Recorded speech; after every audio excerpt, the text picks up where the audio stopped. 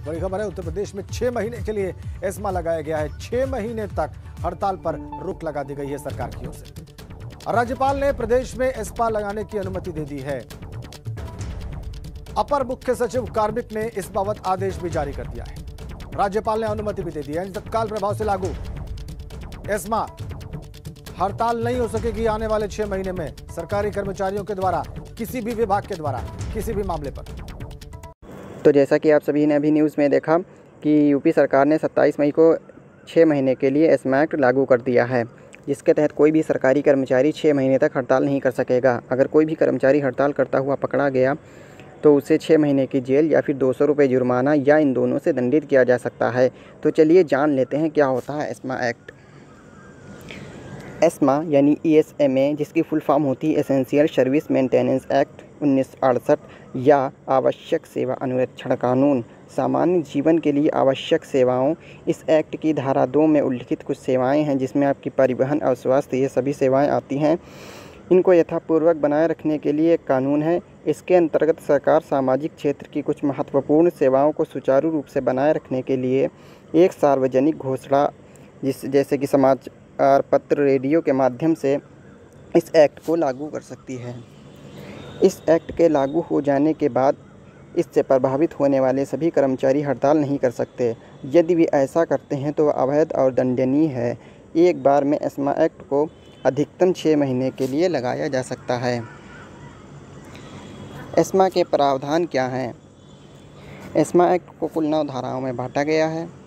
धारा 1, इसमें एक्ट का नाम, भारत में कहाँ पर लागू किया जा सकता है तथा कितने समय अंतराल के लिए लगाया जा सकता है, इसका जिक्र किया गया है।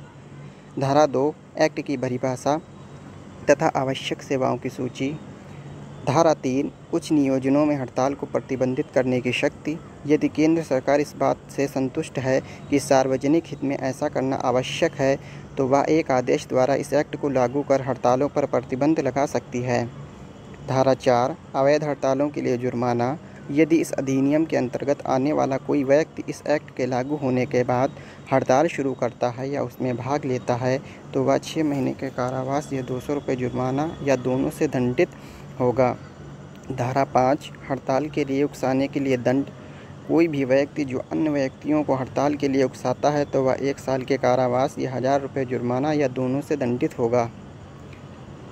धारा 6, अवैध हड़तालों को वित्तीय सहायता देने के लिए जुर्माना।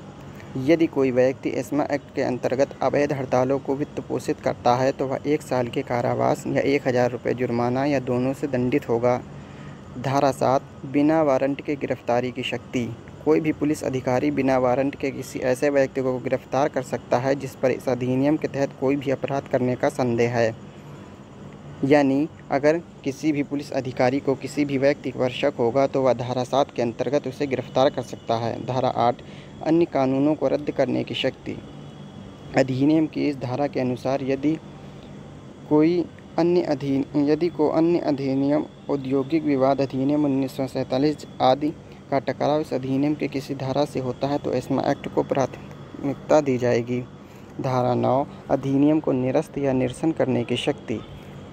सरकार कभी भी इस एक्ट को निरस्त कर सकती है। इस तरह के निरसन के बावजूद भी उक्त एक्ट के तहत की गई किसी भी कार्रवाई को वैध माना जाएगा। यानी कि अगर इस एक्ट को निरस्त कर दिया गया है तो इसके पहले जो भी कार्रवाई की गई थी उसको वैध माना जाएगा। तो ये हमने डिस्कस कर ली एस्मा एक्ट की धाराएं, जो आपकी हैं टोटल 9।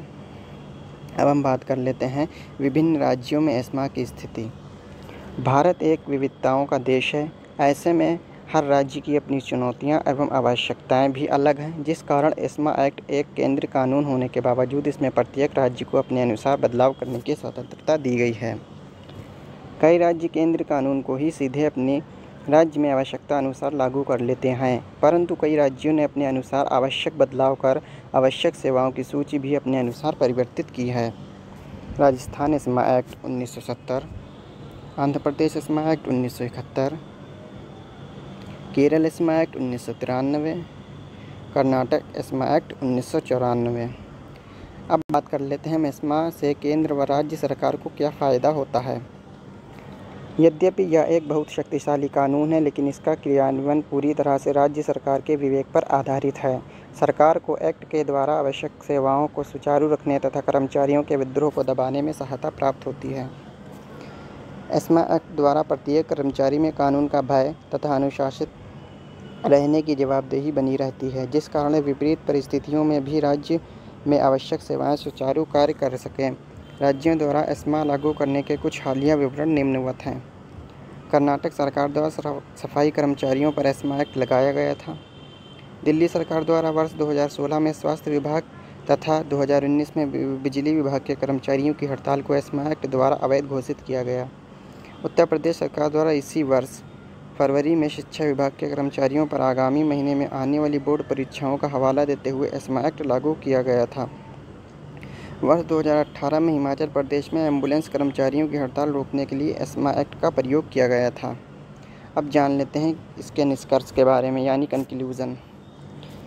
एस्मा एक्ट आवश्यक सेवाओं को निर्बाध रूप से चलाने का एक जरिया है, जिससे प्रतिकूल परिस्थितियों में भी ये सेवाएं प्रभावित ना हों एवं आम नागरिकों को किसी तरह की असुविधाओं का सामना ना करना पड़े। परंतु इसके कुछ नकारात्मक पहलू भी हैं। कुछ समय पहले दिल्ली में डॉक्टरों द्वारा किए जा रहे आंदोलन, जो मरीज के परिजनों द्वारा अभद्र व्यवहार एवं हिंसा के विरुद्ध था, उसको इस एक्ट के द्वारा दबाने का प्रयास किया गया। सरकार इसे एक हथियार की तरह इस्तेमाल करने लगी है, जिससे कर्मचारियों की वैध मांगों को भी दबाना एवं एक शांतिपूर्ण आंदोलन को कुचलने के लिए प्रयोग किया जाता है। प्रतिकूल परिस्थितियों में तर्कसंगत उपयोग से इसकी उपयोगिता बढ़ेगी तथा एस्मा एक्ट को सही दिशा प्राप्त होगी। तो उम्मीद है आपको एस्मा से जुड़ी जितने भी आपके क्वेश्चन थे वो सारे क्लियर हो गए होंगे। अगर आप भी आपके मन में एस्मा से रिलेटेड कोई भी क्वेश्चन है तो आप हमसे कमेंट के माध्यम से पूछ सकते हैं। प्लीज़ अगर आपको वीडियो अच्छा लगा हो तो please like, share and subscribe करना ना भूलें। Subscribe now and press the bell icon. Never miss